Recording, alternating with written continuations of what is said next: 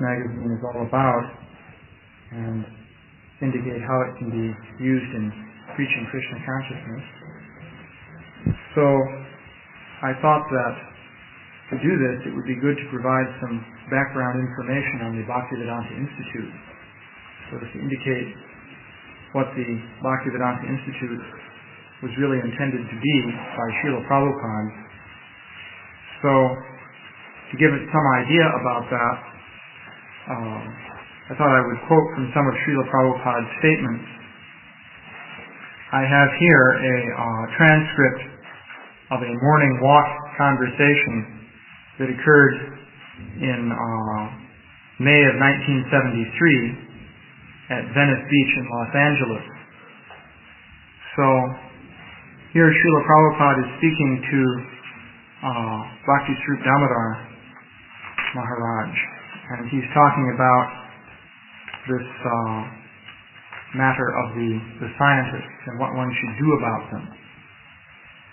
So Srila Prabhupada says, "You have to go and lecture at all the universities calling these rascals fools. That will be our mission. They do not know anything, talking all nonsense. There was nobody to challenge till now. Now we are creating persons to challenge these rascals. That is our credit. Till now, whatever nonsense they are talking, people thought, oh, he is a big scientist. Now our scientists will protest against them and stop them from talking all nonsense. So challenge all this nonsense. Why do they talk all this nonsense?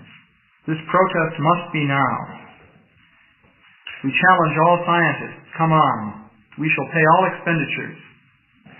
According to our Vedic description, Brahma is first created. He is life, not that matter is first created, then Brahma comes. No, and Brahma comes from Vishnu, and Vishnu is life, supreme life. Yadutama shloka gunarnavarnanam. Here is life, Krishna. Here begins everything. So I'll make some comments as I go along on the points that Srila Prabhupada is making here. So, at the present time, the whole world is dominated by what you could call the scientific worldview. It used to be that people got their idea of what reality was and what the meaning of life was from some religious source. Perhaps in the Western society it was Christianity or Judaism, or in India, of course, there's the Vedic tradition plus many other things. So people were obtaining their ideas of reality ostensibly from some source of knowledge that was coming down from God. This was the basic idea throughout human society. But for the last couple of hundred years, since the days of Newton and then Darwin and so forth, people have been basing their idea of reality on scientific speculation. And this has taken root all over the world. Even in India now, people are thinking in terms of evolution and so on and so forth. So Srila Prabhupada wasn't content simply to preach to those people who are perhaps dissatisfied with this scientific way of looking at things and who would be willing to quickly disregard it or who never took much of an interest in it. But he wanted to actually eliminate this system of atheistic philosophy from the human society, because everyone is being led astray by this atheistic teaching. So he wanted to go directly to the source, to the scientists themselves, and publicly make a very strong protest and actually defeat these atheistic ideas. So here Srila Prabhupada sums up the Vedic position. Said here, the whole world is running on a false theory that life is born out of matter. We have to defeat this rascal theory. So that's the point. That the whole world is actually under the influence of these atheistic theories. This is what people largely are believing these days. Srila Prabhupada says, In all respects, we have to prove that life does not come from matter. Matter generates from life. So this is not a theory, this is a fact. Now we have to prove it. Then the whole program of this rascal's theory will be changed, and people will be happy. Because they are standing on a wrong theory, all their calculations are wrong, and people are suffering. So, a basic point that Srila Prabhupada stresses is that we have to show that life is not material. So, of course, in the Vedic literature, many points are made. And these points are made on various levels. There's the very elementary fundamental level, represented, let's say, by the second chapter of Bhagavad Gita, which explains that the spirit soul is not material, it's distinct from the material body. And then from there, you can go up to higher and higher levels of realization, all the way to understanding the conjugal pastimes of Krishna. So, one has to start with the beginning. So, the key point, which is the beginning of the philosophy of Krishna consciousness, is that life does not come from matter. Matter itself originally comes from life, because Krishna creates the material elements. And then matter is formed into different bodies and so forth by Krishna. So all the different forms are coming from the supreme life, namely Krishna. And why are these bodies there? Well, they are vehicles for the spirit souls, which are the actual living entities. And the spirit soul is the real life within the body. It's not the body itself. So this is the starting point for the philosophy of Krishna consciousness. And Srila Prabhupada wanted us to start to establish this very fundamental point. He makes an interesting statement here. He says, so we have to challenge, protest, defeat. This will be our work. Our worshipping of Krishna, that is our internal affair. The external affair will be to establish this theory. Otherwise, they will be misleading the society. So this is an interesting statement. First of all, you'll notice that Srila Prabhupada is very warlike in his statements here. He was not simply being peaceful and spiritual. People sometimes think to be spiritual means that you should be shanti, very peaceful. And of course, that's true. That is the frame of mind one attains by spiritual realization. But in the matter of preaching, Srila Prabhupada was very much on the offensive. He wanted to go and chastise those persons who are misleading the human society. The whole purpose of a human society, according to the Vedic literature, is that it provides a setting in which the conditioned souls can attain spiritual knowledge. For the purpose of mere material enjoyment, there is the animal society, which is perfectly set up for that purpose. Actually, no human being can enjoy materially more than the animals can, because the animals are equipped with senses for material enjoyment, and they have no guilty conscience, because their mind is not developed to the extent that they can understand the implications of what they're doing. So an animal is perfectly set up for sense gratification. So the human society has a different purpose. So if a certain element of men within the human society is misleading everybody and taking them down the path of holistic sense gratification, then that actually destroys the original purpose of human society as it was intended by Krishna. So Srila Prabhupada wanted to restore the original purpose of the human society. And to do that, one has to eliminate these atheistic elements. So, it's interesting here also, Srila Prabhupada says our worshipping of Krishna is our internal affair. The external affair will be to establish this theory. By that he means that life comes from life and not matter. He speaks of it here as a theory. But of course, he says, because it is truth, you will come out triumphant. There is no doubt about it. It is truth. Now you have to know how to present the truth. That is your business.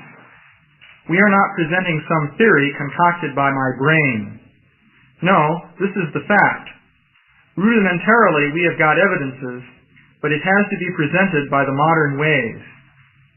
They are presenting some wrong principle by propaganda, and we cannot establish the real principle by factual presentation. What is the difficulty? So, Srila Prabhupada makes an interesting point here. He says, rudimentarily we have got evidences, but it has to be presented by the modern ways. Now this is an interesting point, because what does he mean when he says rudimentarily we have got evidences? Well, Srila Prabhupada here is speaking about presenting arguments based on evidence. Now ultimately, the Shastra provides the conclusive Vedic knowledge. However, the unfortunate situation is that in the modern age, people are not accepting Shastra. If people were to accept Shastra, then it would be very easy. There would be no problem. You could just point out what the Shastra is saying, and people would accept that, and they would be on the right track. But they don't accept it. So essentially, our task is to convince them to accept the Shastra. So if they don't accept Shastra, how do you convince them to accept the Shastra? So you argue. So arguments by themselves never prove anything. An argument is simply a matter of persuasion. And whether you persuade somebody or not depends on what you're able to do in speaking to that particular person. So arguments are not absolute. But nonetheless, to bring people to the point of accepting the absolute source of spiritual information, when they're in a state of ignorance and they're not accepting this absolute knowledge, one can try to persuade them with arguments. And so, Srila Prabhupada wanted us to do that, and Srila Prabhupada himself was always presenting arguments. So when he speaks of rudimentarily we have got evidences, he is speaking of the very simple and straightforward arguments that you can make to argue that life is not material and that God must exist. There's the basic argument from design, which Srila Prabhupada was always presenting. According to this argument, you point to the different evidences of design in nature. The fact that the sun always rises at a certain time and sets at a certain time. The fact that the different elements are adjusted to provide for life. The rain is falling in a regulated amount. In the living body, there are so many different organs arranged systematically. So all these things point to some supreme intelligence which is creating the whole system. If we look in human society and we see some factory in which various processes are going on, we know that this isn't just happening by chance or by matter just coming together according to the rules of physics or chemistry, but we know that some intelligence is behind it. So similarly, if we look at the world as a whole and we see all this organization within the world, we can infer that there's some intelligence. So this is a very old argument. People all over the world have presented this argument since time immemorial. Various Christian scholars have presented it, for example, for many centuries. And Srila Prabhupada also used this argument. For example, I remember after the first Rath Yatra in New York in 1976, in Washington Square Park, Srila Prabhupada gave a lecture, and the entire lecture was based on this argument from design. Srila Prabhupada was very simply stressing this point, that there's so much order that you see in nature, so there must be some supreme controller. Because the idea that there's a supreme intelligence in nature is a basic starting point for coming to the point of appreciating Krishna conscious philosophy. To begin to appreciate Krishna, you first have to at least think, well, there must be some God who's actually created everything. That's the starting point. And in fact, in the Bhagavatam, the starting point for God realization, which is described there, is the appreciation of the Lord's universal form. It's stated that a materialistic man can come to a point of beginning to appreciate God by worshiping the universal form. So what does that mean? What do you do when you worship the universal form? Well, essentially it means looking at nature and seeing how everything is coming from a supreme intelligent cause. So, Srila Prabhupada says, rudimentarily we have got evidences.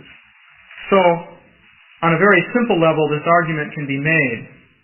But nowadays, people have become very sophisticated, and they're very proud of this. They think, now we've made great advancements, see how wonderful we are.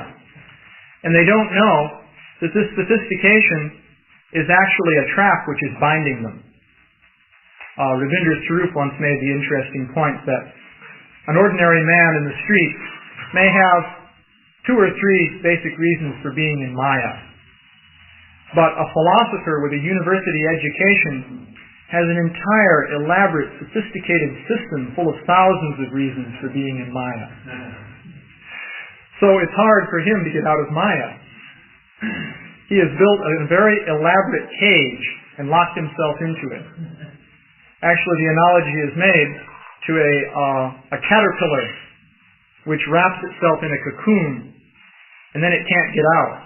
Of course, later it gets out and turns into a butterfly. But similarly, the modern scientists have built this elaborate structure, which is actually a trap, which is very hard to get out of.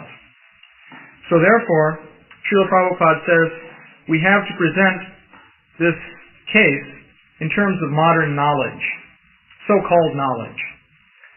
The whole objective here is not that we are going to prove Vedic conclusions on the basis of the scientist speculations. Arguments based on sensory data actually never prove anything. Only in mathematics do you have such a thing as proof by argument. But mathematics is all theoretical. It never comes in touch with actual reality, because it all deals with postulates which one imagines within the mind. Science deals with actual reality, but there's no real proof of anything, and it really comes down to it.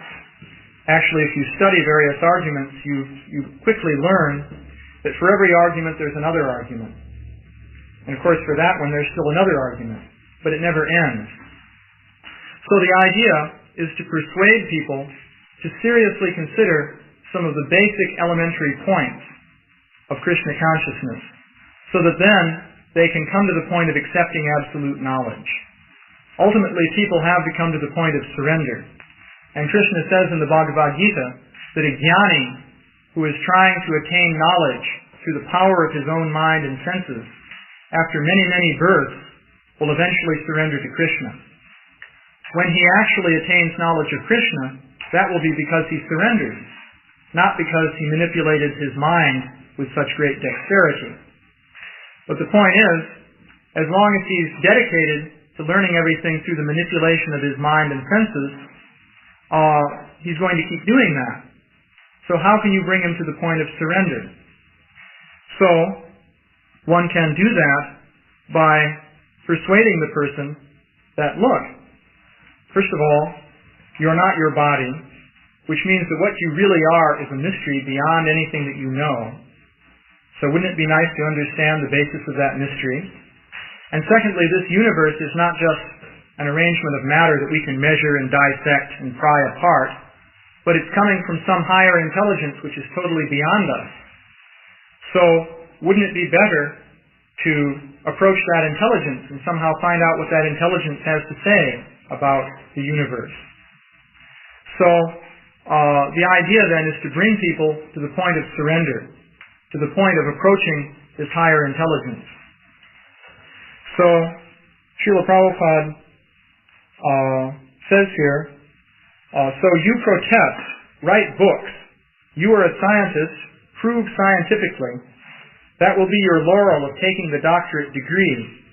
If you also become one of these rascal doctors, then what is the use of your Krishna consciousness? Whatever they say, you silently accept, No.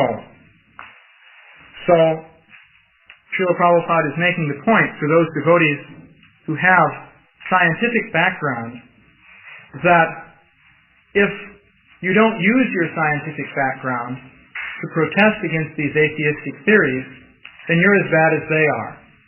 Let's say a person with a scientific background becomes a devotee, and he says, well, this science is all Maya. I renounce it. I'm just going to chant Hare Krishna.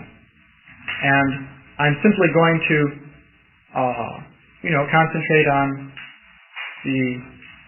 Krishna consciousness. Never mind all this science. Well, what Srila Prabhupada is pointing out here is essentially that is an example of false renunciation. Actually, a basic principle of this movement is to use material things in Krishna's service. Of course, one has to be careful about that. We don't use butcher's shops in Krishna's service. And there are many things which, if you try to use them in Krishna's service, you can get in trouble. So therefore, we have to be very careful. Actually, the traditional Vaishnava mode of life was, first of all, not even to wear shoes, not even to wear such a thing as a shirt which is sewn with sleeves and so on, but just wear a cloth around the upper part of the body, and to live very simply, very far away from cities and places of materialistic contamination. So there are good reasons for that. Namely, it's good to avoid Maya. But Srila Bhaktivedanta Saraswati began sending his devotees around in automobiles. And Srila Prabhupada traveled around the world repeatedly in jet planes and used tape recorders, dictaphones, automobiles, and so forth in Krishna's service. So a basic principle is to, as much as possible, use what we have in Krishna's service. So if a person has a scientific background and has this knowledge, then he is actually in a position to point out what is wrong with all these atheistic theories and so forth. And he's in a position to get people in universities, to get scientists, students of science, people influenced by the scientists and so on, to begin to reconsider what they're saying and thinking. Because these people really aren't thinking. This is an important point to make. They're just being carried along by the tide of the times. They're learning all this gobbledygook, and they believe it. They are told this is rational, and religion is something irrational, so they believe that. It becomes just like a conditioned reflex, just like with Pavlov's dogs, which were trained to salivate when a bell rang. So similarly, you ring the bell of religion, and immediately they say, oh, that's irrational.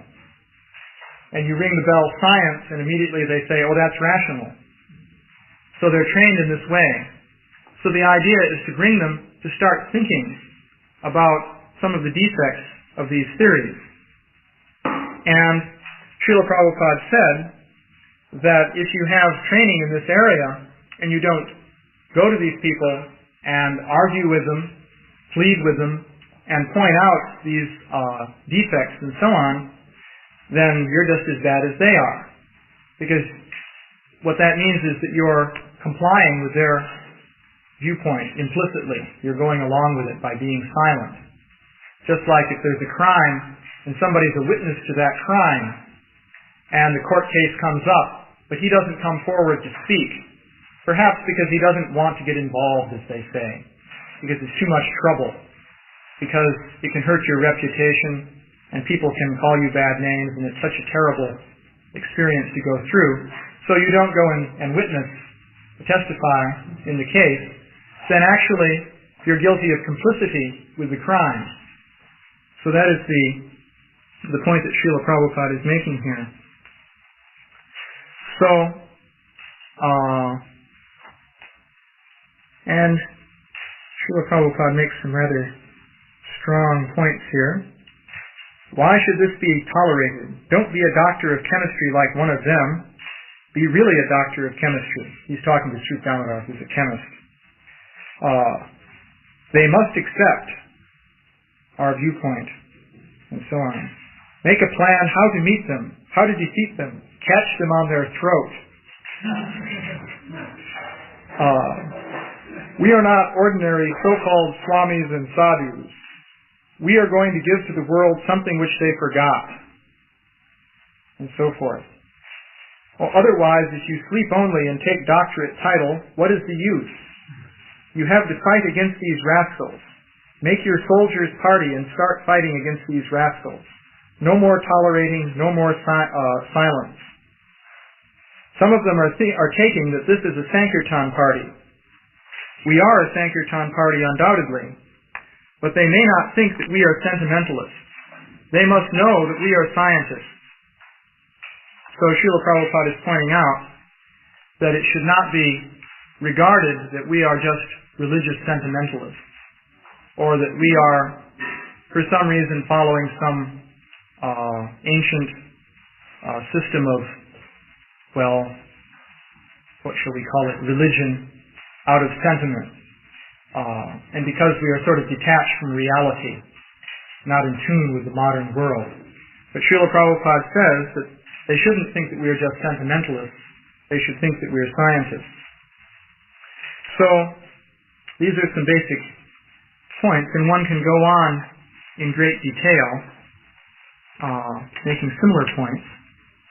So this Origins magazine is one part of this general effort to defeat the scientific theories and establish basic fundamentals of the philosophy of Krishna consciousness. The idea is that the people, especially college students, engineers, people with a scientific education, are steeped in various modern theories. For one thing, there's Darwin's theory of evolution. Then there's the Big Bang theory of cosmology that says the whole universe sprang out of nothing with a bang. There's the basic idea of reductionism, according to which everything is to be explained in terms of chemistry and physics. A human being is nothing but a collection of chemicals. We evolved by a Darwinian process from randomly distributed molecules which sprang out of the void in a big bang. So in all of this, there's no God and no soul and so forth. So people are very much trained up in this mode of thinking. And of course, these theories change as time goes on. They're always in flux. That's one of the, in a way, the strengths of the scientists. So the purpose of the Origins magazine is to start on the level of popular appreciation of these various atheistic theories. Specifically the level of popular magazines like Omni and Science 85, Discover, Science Digest, and so forth. And starting with that level of presentation, begin to make points showing, number one, that these theories are really not so airtight. They are full of many different kinds of defects. And then making the basic point that, number one, there's good reason to think that there must be some designer behind the universe. This basic argument from design is there. We want to present it in terms of the specific ideas of the scientists themselves. And also to show that there's more to the body than just chemicals. We want to argue that consciousness is something non-material. And we want to point to the existence of the spirit soul. And finally, having established material arguments for making some of these basic points, we want to outline fundamental ideas of the Bhagavad Gita in modern language, using the vocabulary that people are accustomed to, so that they can begin to think about these things. Because one basic point is that if people begin to think about the fundamental worldview, if we can call it that, of the Bhagavad Gita and the Srimad Bhagavatam, then they can begin to appreciate it. And if they begin to appreciate it, then gradually they will take an interest in learning more. And then we can lead them further and further to appreciating this knowledge. So in subsequent classes, I will go into more specific detail about the Origins magazine. I can discuss some of the specific points that are made there in the various articles. So it's already 6 o'clock, so I won't go into that today. Are there any questions or comments that anyone would like to bring up right now? Yeah? I know that in electricity, with all the theories that for electronics are all based on mathematics. So when we're talking about scientific theories, like biology, the science of biology, how do they base it? Is it on mathematics or is it completely different? Well, the basis of all modern scientific theory is mathematical modeling. Now, in some areas of science, they've progressed further along these lines than in others. Traditionally, physics was the first area which was developed mathematically. This started actually with Galileo. And then Newton developed it on a very big scale with his Newtonian mechanics. And after Newton, mathematics became sort of the basic reference point for scientific thinking. The idea was that everything has to be explained in terms of mathematics. Now, in biology, however, it's very difficult to apply mathematics because one is dealing with very complex systems. So, biology, for many years, was mainly descriptive. That is, scientists would just look at living organisms and describe what they saw. They would look at cells under a microscope and describe the nucleus and the different structures that they saw there. And mainly, they would just give verbal descriptions and then try to give explanations of how they thought everything was working and so on. However, as time has passed, the scientists have tried to make biology more and more mathematical. In fact, I've been working in this area called mathematical biology.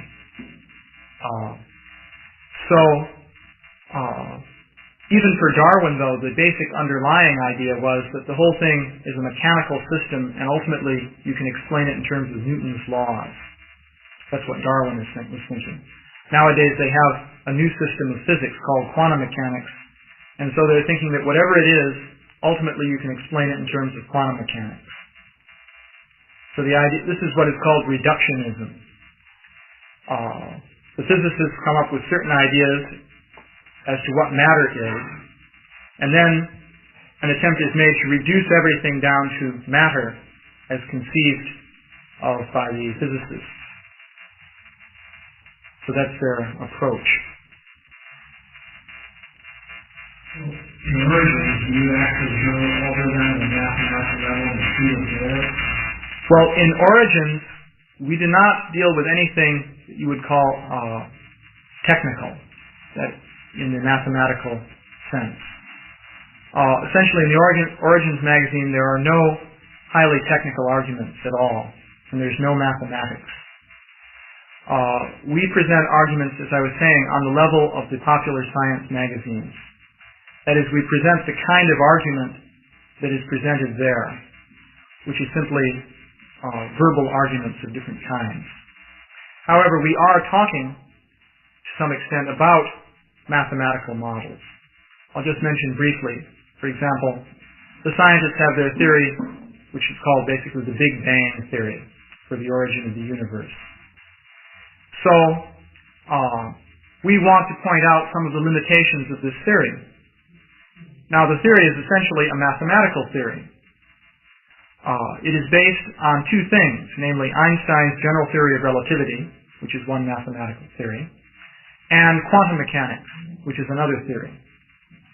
So, just to give an example, one point we make in the magazine is that if you're going to make one theory of reality, because there's only one reality, so you need one theory of it for that, then that has to be a complete unified theory. All the different parts have to fit together consistently. So it turns out that the general theory of relativity and quantum mechanics are incompatible. They violently contradict one another.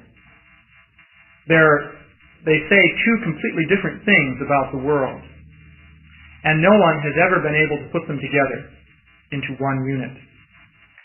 So the Big Bang theory is based on both the theory of relativity and quantum mechanics. That means that as things stand today, it's based on a total contradiction. What that means is there's really no Big Bang theory. It doesn't exist yet. It's what you could call a hoped-for theory. That is, there's hope that in the future we'll be able to make a theory like this. Right now, there's just a total contradiction. Now, people in general don't know this. Now, you will find admissions of it even in the popular science magazines, but it's presented in such a way as to lull people to sleep. The way they present it there is by saying that there are still some mysterious features in the matter of the relation between Einstein's profound general theory of relativity and the even more profound and mysterious quantum theory of Heisenberg and Bohr and so on. And so scientists are experiencing great intellectual delight in their efforts to weave together these disparate strands of profound theoretical insight. And so they present it like that. And it sounds like a very glorious and marvelous development on the forefront of knowledge. And it sounds like great progress is being made. And soon we will attain ultimate knowledge, even though at the same time we were told we have already attained ultimate knowledge. Actually, we have. It's just becoming more ultimate as time goes on. Actually, there is no limit. Scientific knowledge is ever expanding. So, this is how they present it. But actually, the plain fact is, which is really obvious if you know anything about these theories, is that they're like two completely different theories. They say two completely different things. And no one knows how to put them together. So, that means that on the level of the Big Bang theory, there's chaos beyond just the primordial chaos that they talk about. There's chaos in people's thinking. So, that's one basic point we want to make. So, I don't think I should eat up our whole Japa period. There will be time for many further classes. Yeah? I don't think you're going to do that. And so maybe we can do it today, but I think it was interesting to myself. I'd like to know, you say that Newton's view, his basic law of physics, then development of Einstein's general theory, and then quantum mechanics, and they all appear to the development, or now you're saying in the exact position of each other. What happens, explain, Newton says, this is the mode of operating Newton, then Einstein came along and said this, and then he was the quantum mechanics is that. Mm-hmm. So if I was trying to preach on, I was trying to say that, the Big Bang is based on, they try to put apples and oranges together with a computer. I have to expand on that, people say, because quantum mechanics is like this, and Einstein's theory is like this. Right. Can that be done in a brief summary? Well, it can be done, although, I think some basic points can be made.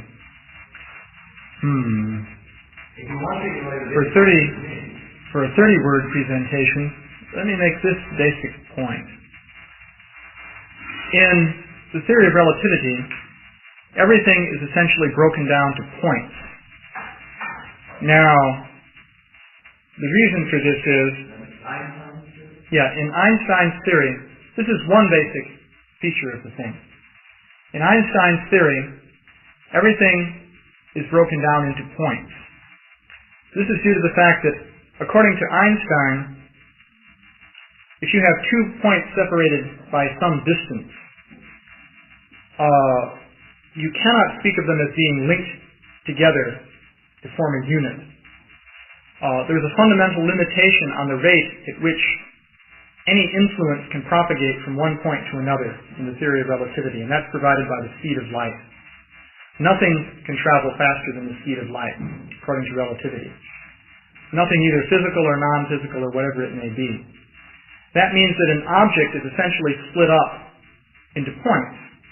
Because, for example, suppose I push a metal block.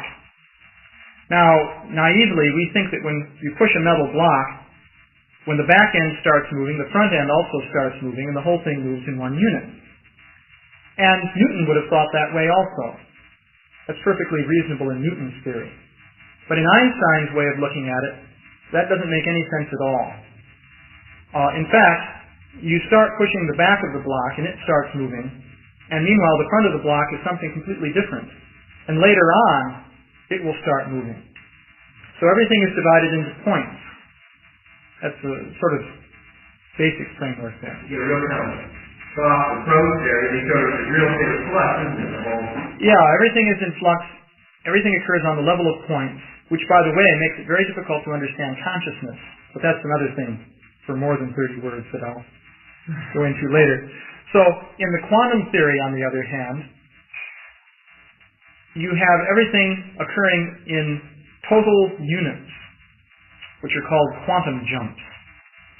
That is, an entire extended physical system can undergo abrupt transitions all at once as a total unit. That's the fundamental feature of quantum mechanics. Yeah, a quantum leap. Just to give an example, take an atom. Now, an atom is very small, we think, but still an atom supposedly extends over a certain volume of space. And an atom may be in one energy level. So according to the idea of quantum mechanics, you can sort of visualize the atom. You shouldn't think of it in terms of little point-like electrons spinning around. That's a Walt Disney atom. Those are only found in company of Pinocchio and so on. But you can think of a sort of vague wave-like substance with different lobes and protuberances forming a certain shape. That's a vague way you can think of what an atom is. So imagine it's in one particular shape, and it's said to be in a certain energy level. Now it goes to a different energy level, so it takes on a new shape. The different lobes and so on now are differently arranged. Well, this happens, as far as quantum mechanics goes, abruptly. It's called a quantum jump. First, it's in this shape, like so, with a certain energy, and now it's in this other shape, like so. And how does it go from one to the other? Well, it just goes. All at once. And all of a sudden. Now, many physicists have been very dissatisfied with that. Schrödinger himself, who first came up with this picture, didn't realize initially that his thinking led to this. But Niels Bohr pointed it out to him. And it's described that actually this caused a breakdown in Schrödinger's health. Niels Bohr was a very intense person, it seems. So after Schrödinger presented his wave function picture of the atom, Bohr got a hold of him. He shanghaied him to Copenhagen, where Bohr had his lair. And he started haranguing Schrödinger to get him to accept this quantum jump idea. Because Bohr originally said that electrons make jumps, but he didn't have the wave function. So now Schrödinger came up with the wave function, but Bohr wanted to point out that you still have to have the jumps. And so he began to harangue Schrödinger. And actually, day in and day out, practically for 24 hours a day, Bohr would continuously argue against Schrödinger, just wearing him down. This goes on in science. Science is sort of a Darwinian struggle for survival, actually. In case you wonder what the scientists are doing in their offices and so forth, they're struggling with one another. So Niels Bohr, so Niels Bohr was an amazing personality. So he kept wearing away at Schrodinger. Finally, Schrodinger went into the hospital. This actually happened. Of course, it's just a coincidence that he came down with the flu or something, But he was laying in his hospital bed, and Bohr would sit there beside his hospital bed, still arguing away. And so Schrodinger is reported to have said that if I knew that that I would have to deal with this damned quantum jumping, I never would have had anything to do with the quantum theory.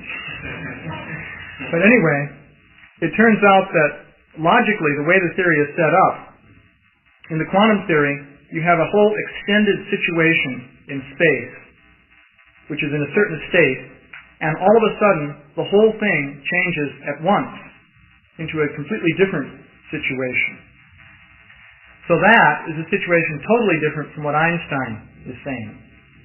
Now, it turns out, just as evidence for the reality of this conflict, Einstein himself never accepted quantum mechanics. And that's no coincidence, because of course Einstein liked Einstein's theories. And he was totally convinced that his theories were fundamentally right.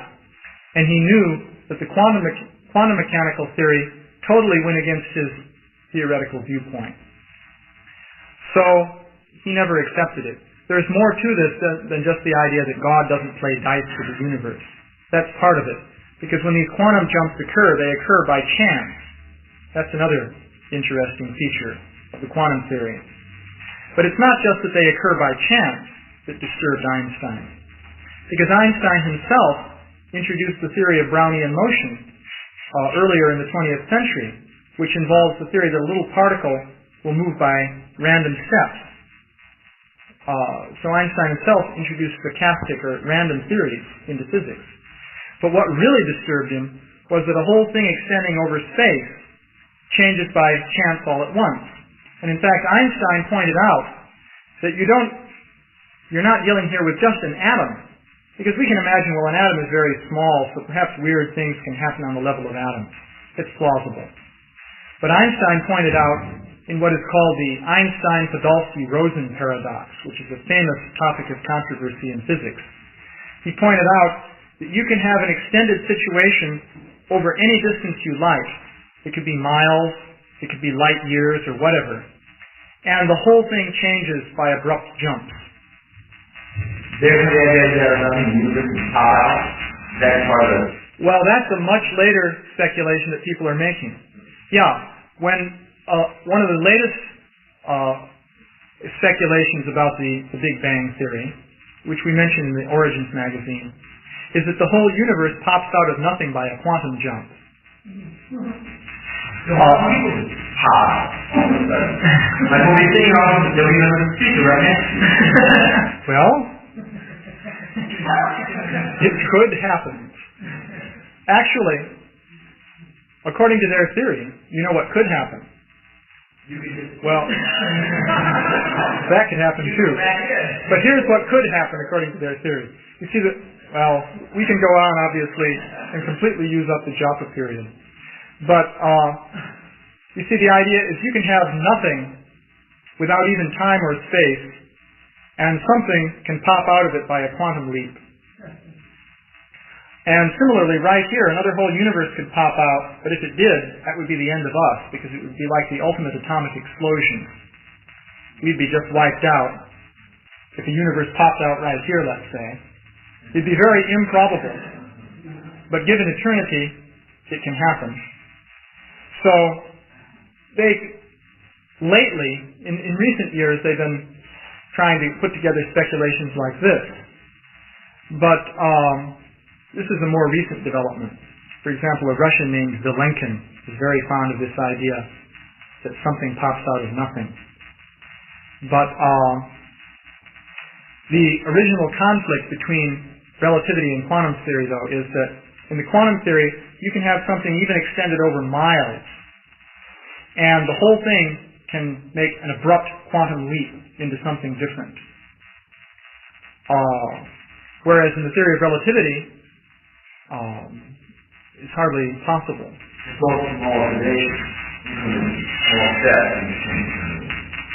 In theory of relativity, a change can only occur continuously on a point-by-point basis. Like heat exchanging across metal. Yeah, like you can imagine heat gradually working its way across a piece of metal. Something like that. So that's the basic problem there. So, you see, people in general don't learn about these controversies in physics. Most physicists don't appreciate the controversies, because physicists are trained up not to think about these things. This is actually a fact. See, physics is exceedingly complicated. There are oceans of mathematical equations that you have to plow through. So in studying physics, you can entirely devote yourself to learning how to manipulate these equations without even for one moment asking yourself what it all means. In fact, even if you spend a lifetime delving through these equations, you can't get through them all. So you can become a professional physicist with a PhD and so on, and you can teach courses at a university for 20 years without even once thinking for one moment about what it all means. It's possible.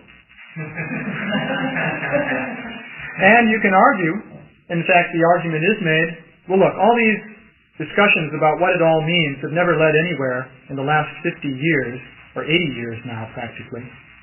So we have no time for that. We're interested in research. And so, and research means, looking at the energy levels of potassium crystals or something like that, and delving into that ad infinitum, learning more and more about less and less, as they say. So, in science, there's a tendency for the scientists to become exceedingly narrow specialists. One scientist will know practically everything there is to know about tunneling in superconductors, but he won't know practically anything about anything else. With this kind of narrowness, even the scientists themselves become oblivious to some of the real problems in their own theories. The scientist who knows everything about the semiconductors will get his general ideas about science the same way that the ordinary students do in the university. Namely, they'll read some article in Scientific American or something like that and just get a general idea.